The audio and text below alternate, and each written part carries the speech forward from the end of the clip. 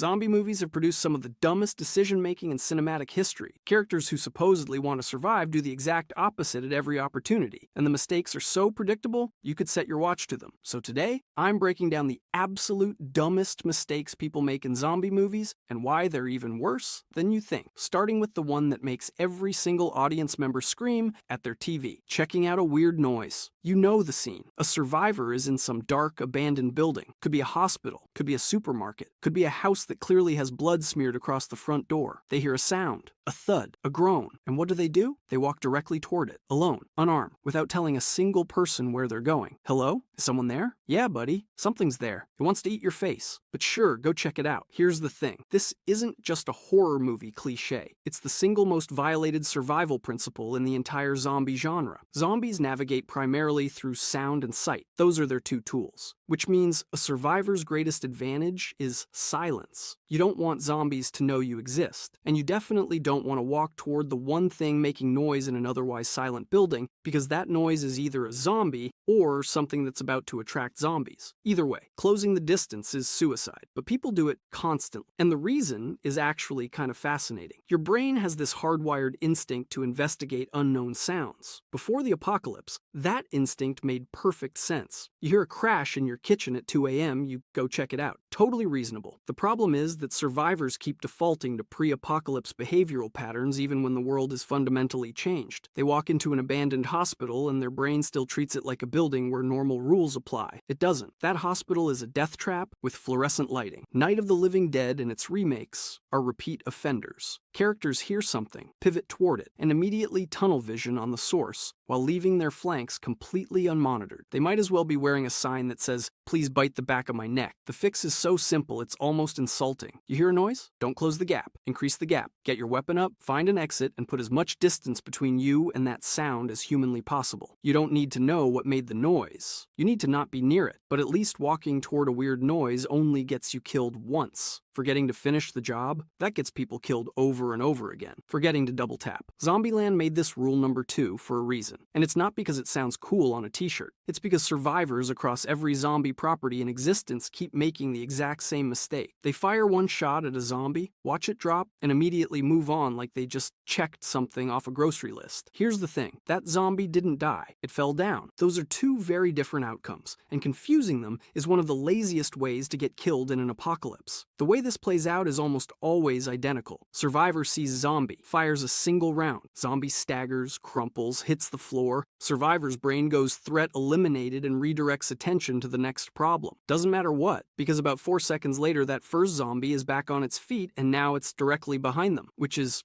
not ideal. The psychology is actually pretty straightforward. Under extreme stress, your brain runs on shortcuts. A falling body triggers the same mental response as a dead body. Your threat detection system files it underhandled and moves on. The problem is that a single round often stuns a zombie without destroying the brain tissue keeping it animated. You didn't kill it, you inconvenienced it. And now it's angry. Well, angrier. They're always angry. What makes this mistake genuinely infuriating is how little the fix costs. 2 extra seconds and 1 additional bullet. That's the entire price of not dying. The double tap is the cheapest insurance policy in the history of survival, and people still refuse to pay it. Fire. Zombie drops. Fire again. Confirm the kill. Move on. Instead, survivors across Zombieland, Left 4 Dead, and dozens of other properties consistently assume a creature literally defined by its refusal to stay dead has politely agreed to stay dead after 1 bullet. Oh, I shot the thing that famously doesn't die, and it fell over? I'm sure that's permanent. Cool, add that to the list. The fix requires overriding one single instinct. When you fire and a zombie drops, don't shift focus. If there's any doubt whatsoever, fire again before you move on. That's not tactical genius. That's literally just looking at the thing you shot to make sure it worked. But nobody does it, because stress makes people stupid, and 1 bullet feels like enough when you've got 12 more problems screaming at you from every direction. The brain wants efficiency. The brain will get you killed for it every single time. But hey, at least forgetting to double tap only costs you one extra bullet. Wait until you see what these people are wearing when they walk into a zombie-infested city. Or, more accurately, what they're not wearing. Not wearing any armor. Let me paint you a picture. Civilization has collapsed. The dead are walking. Their one and only attack is biting. And the survivors, the brave remnants of humanity, choose to face this threat wearing a cotton t-shirt and some Levi's. That's it. That's the plan. Every zombie movie does this. Characters sprint through hordes of creatures whose literal only offensive capability is sinking teeth into flesh, and nobody thinks to put on something thicker than what you'd wear to a barbecue. The entire human race is getting wiped out because nobody visited a sporting goods store. Here's the thing. You don't even need anything fancy. A leather motorcycle jacket alone would stop most zombie bites. Kevlar vests exist in every police station. Construction sites have thick gloves, hard hats, steel-toed boots. Even wrapping carpet around your forearms and duct taping it would give you more protection than what 99% of zombie movie characters are working with. And that's the improvised stuff. Walk into any museum with a medieval exhibit, and you're looking at plate armor a zombie literally cannot bite through. Zero chance. A zombie's jaw generates maybe 170 pounds of force on a good day. Full plate was designed to stop swords and arrows. A rotting mouth isn't getting through that. I don't know what to tell you, but nobody does it. Nobody even considers it. Now, there are reasons. Sort of. Armor is heavy, which reduces mobility. Metal plates make noise, which could attract more zombies. Heat stress becomes a problem in summer. And here's the darkly funny one. If you're covered head to toe in protective gear, stumbling around making clanking noises, another group of survivors might shoot you because they think you're a zombie. Hey, what's that shambling metal thing? I don't know, Derek. Shoot it. Cool. You survived the bite only to catch a bullet from a guy named Derek. Then there's the social angle. Show up to a survivor camp looking like a medieval knight, and everyone assumes you're hoarding supplies or too dangerous to trust. So people deliberately under-armor themselves to appear less threatening, which is,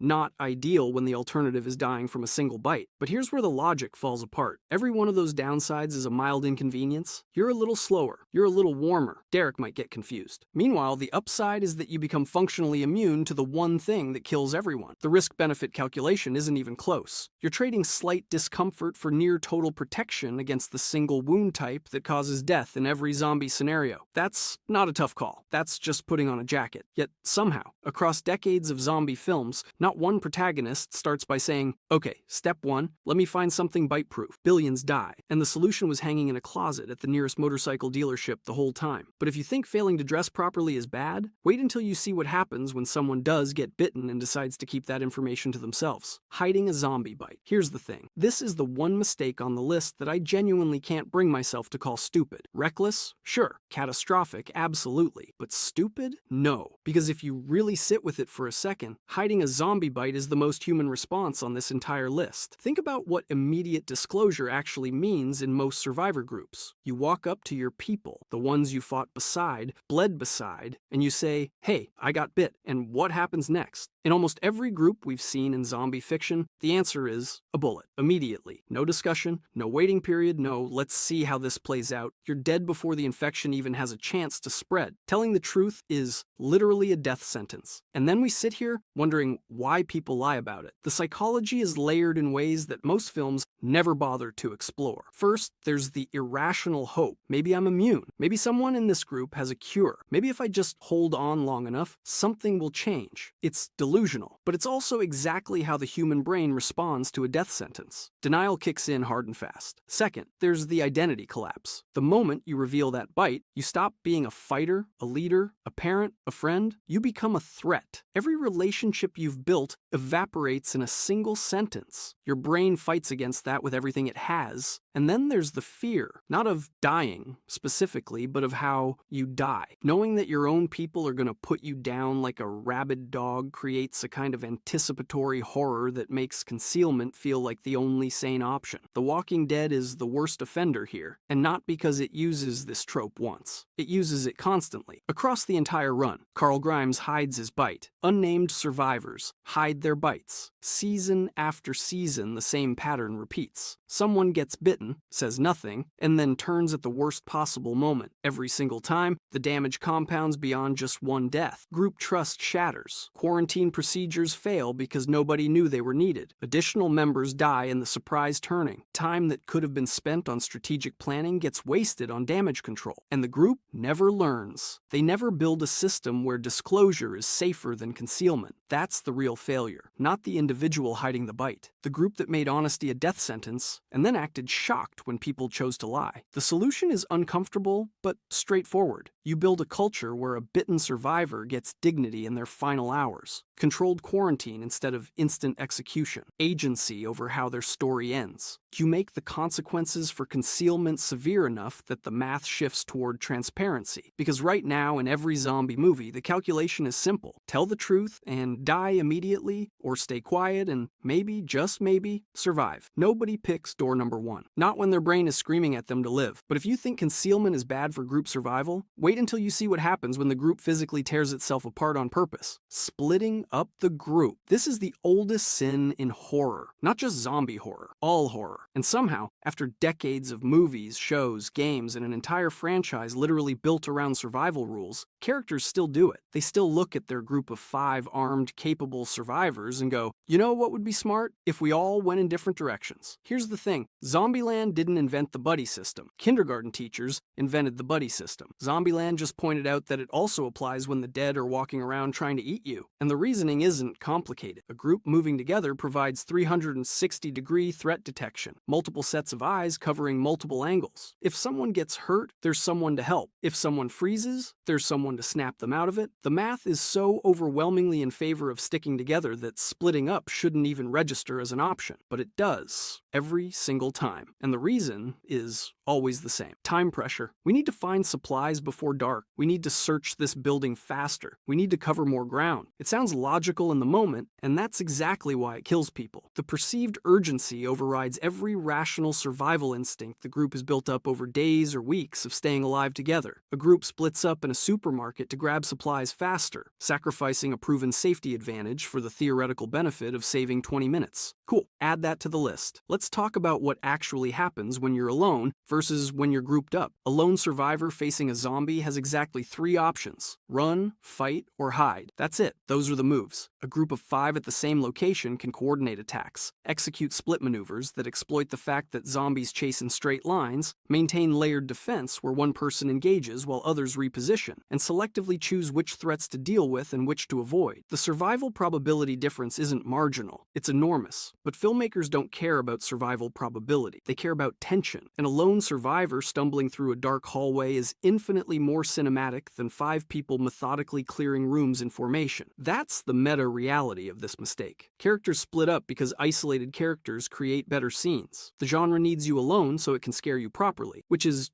not ideal for the character. Days Later does this. The Walking Dead does this constantly, sometimes multiple times per season. Zombie comedies do this specifically to make fun of the fact that everyone does this, and then the characters in those comedies do it anyway. The death spiral is always identical. Separated survivor encounters zombie, cannot summon help, becomes overwhelmed. 3 steps, every time. You'd think someone would notice the pattern. The real kicker is that the groups who split up almost never actually accomplish the objective faster. The separated member runs into trouble, the remaining group has to go find them, and the whole operation takes twice as long with half the people surviving it. So the speed advantage was never real to begin with. It was just fear wearing a productivity costume. But at least splitting up only gets a few people killed at a time. Wait until you hear about the survivors who bet everything on one person in a lab coat, trusting a shady scientist. Let me tell you about the funniest death in zombie movie history. In World War Z, the United Nations sends virologist Andrew Fassbach to South Korea, supposedly the brightest mind on the planet when it comes to infectious disease. Humanity's last hope. He arrives at the military base, steps off the plane, slips on the wet ramp, and accidentally shoots himself in the head with his own gun. That's it. That's the whole arc. Humanity's best chance at a cure lasted approximately 11 seconds on the ground. And honestly, it's the most realistic thing any zombie movie has ever done, because it perfectly captures how stupid it is to bet everything on one person with a lab coat. But here's the thing. Characters in zombie movies do this constantly. From World War Z to Resident Evil to I Am Legend, the plot always revolves around some scientist or research facility promising a cure that motivates entire groups to do incredibly dangerous things. They abandon fortified positions. They cross zombie-infested territory. They hand over weapons, supplies, and trust to people they've never met, all because someone whispered the magic word, vaccine. Think about it logically for 2 seconds. The outbreak already happened. Every hospital, every pharmaceutical company, every government research lab already failed to prevent or contain this thing. The entire global medical infrastructure collapsed. But sure, one guy with a microscope and a dream is going to figure it out in a makeshift lab while zombies bang on the walls outside. Hey, could you keep it down? I'm trying to do science in here. The Resident Evil franchise runs almost entirely on this mistake. Umbrella Corporation didn't just fail to cure the T-virus. They created it. Then they kept experimenting on it. Then those experiments escaped. Then they promised they could fix it. Then those fixes also escaped. At a certain point, you have to wonder if maybe the scientists are the actual problem. I Am Legend gives us Robert Neville spending 3 years alone in Manhattan trying to develop a cure by himself in a city full of creatures that want to eat him. The man captures test subjects, runs experiments, maintains a laboratory, and still can't crack it. Which is,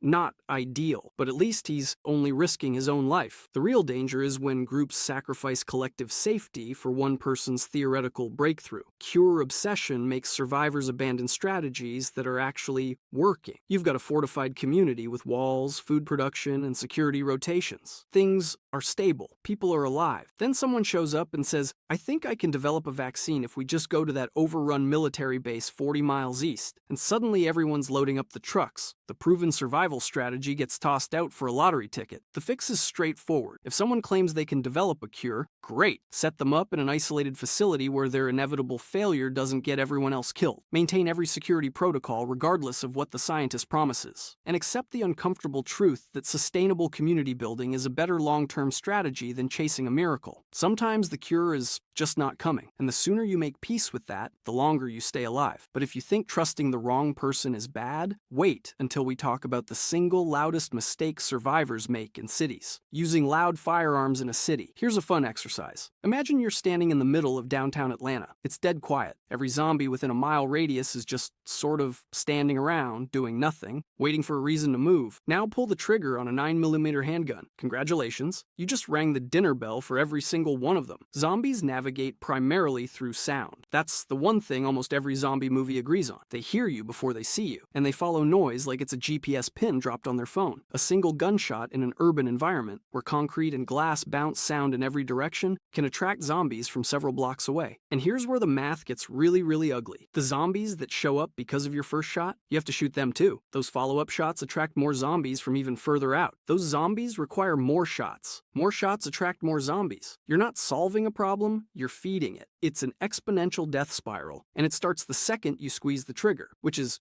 not ideal. But here's the thing. Somebody in the audience right now is thinking, just use a silencer. And I get it. Movies have trained us to believe that a suppressor turns a gunshot into a gentle whisper, like you're shooting a pillow at another pillow. Turns out, no. An actual suppressor reduces gunshot noise to roughly 130 to 140 decibels. That's still about as loud as a jackhammer. Even the best suppressor setups with subsonic ammunition still produce noise equivalent to a car door slamming hard. Well, within zombie detection range. And that's assuming you even have a suppressor, which requires specific threading, specific ammunition, and a specific weapon configuration. The chances of a random survivor group assembling all of that from a looted sporting goods store are basically zero. So you can't use guns because they attract hordes. Great. Use a machete then, right? Sure. Walk up to within arm's reach of the thing that kills you by biting and start swinging. That sounds like a wonderful plan with absolutely no downsides. The tactical paradox here is genuinely difficult. Silent melee weapons require you to get close enough that one stumble, one wet floor, one grab you didn't see coming, and you're infected. But firearms in a city create horde-level convergence that overwhelms even well-armed groups in minutes. The 28 Days Later franchise demonstrates the worst-case version of this. The infected respond to noise with sprinting speed, full commitment, zero hesitation. Gunfire inside a building doesn't just attract attention, it triggers a mass casualty event. Soldiers with automatic weapons and fortified positions get overwhelmed within seconds because every burst of fire pulls more infected into the engagement zone faster than bullets can put them down. The military, with all its training and equipment, gets eaten alive because they defaulted to the one tool that made everything worse. The optimal strategy is the one that makes for terrible cinema but excellent survival. Don't engage, move quietly. Avoid contact entirely. Stealth and evasion beat every weapon in existence when the enemy multiplies every time you fight back. But nobody's buying a ticket to watch someone successfully tiptoe through a parking garage for 90 minutes. So characters keep pulling triggers, and the zombies keep coming. coming. But if you think loud, fast zombies are the scariest thing out there. Wait until you hear why the slow ones might actually be worse. Underestimating the slow ones. Every single person watching this video has the same instinct. You see a fast zombie sprinting at you like something out of 28 Days Later, and your brain screams danger. You see a shambling walker dragging itself across a parking lot at the speed of an arthritic grandma pushing a shopping cart, and you think, I'm fine. I can literally walk away from that. And you're right, you can walk away from it. But here's the thing, that slow zombie you just laughed at is the one that ends the human race, not the sprinter, the walker. Let me explain, because this goes against everything your survival brain is telling you. Fast zombies are terrifying on an individual level. Nobody's arguing that. A rage-infected sprinter will absolutely destroy you in a one-on-one encounter, but zoom out and look at what fast zombies actually do to a region. They consume rapidly. They tear through a local population like wildfire, infecting or killing every available human within days or even hours. And then what? They've depopulated the entire region. Nobody left to infect. The fast zombies either starve, hit a geographic boundary, or burn themselves out chasing the last few survivors into impossible terrain. Fast zombies are a local extinction event. Horrifying, absolutely, but containable. Slow zombies are the opposite, and that's exactly why they're worse. A Romero-style shambling horde doesn't consume a population. It displaces one. The horde advances at walking speed, which means survivors can outrun it. So they do. They flee. They become refugees. They pour into the next town, the next city, carrying panic, chaos, and, most critically, undetected infections with them. That person who got scratched 3 days ago and hasn't told anyone, they're now in a refugee camp with 10,000 other people. The infection front moves faster than the zombies themselves, not through zombie locomotion, but through human migration. Max Brooks laid this out with devastating clarity in World War Z. Slow zombies create a sustainable transmission pattern. The horde pushes refugees ahead of it, like a wave pushing debris. Those refugees carry the infection into clean territory before anyone realizes what's happening. New outbreaks ignite in cities that haven't even seen a zombie yet. The infection spreads from the edges inward, converting civilization piece by piece in a pattern no quarantine can contain because the carriers look healthy until it's too late. Fast zombies burn hot and die out. Slow zombies spread cold and never stop. The reason this mistake keeps getting made, both in movies and in every hypothetical zombie conversation you've ever had at 2 a.m., is a deeply human cognitive bias. We perceive speed as danger. A thing moving toward you quickly triggers every alarm system your brain has. A thing moving toward you slowly doesn't. Your brain categorizes it as manageable, something you'll deal with later. But later is exactly how slow zombies win. You keep pushing them to later until later becomes everywhere, all at once, with zero clean territory left. So the next time you're in one of those debates about which type of zombie is scarier, remember this. The sprinter that terrifies you is a forest fire. Devastating, but it burns out. The shambler you can outrun is a glacier. You'll never feel it coming, and by the time you realize it's already everywhere, there's nowhere left to go. The zombie you can outrun is the one that ends humanity, and that might be the dumbest thing we consistently get wrong about the entire genre. If you enjoyed this video and want to see more, click the video on the screen now.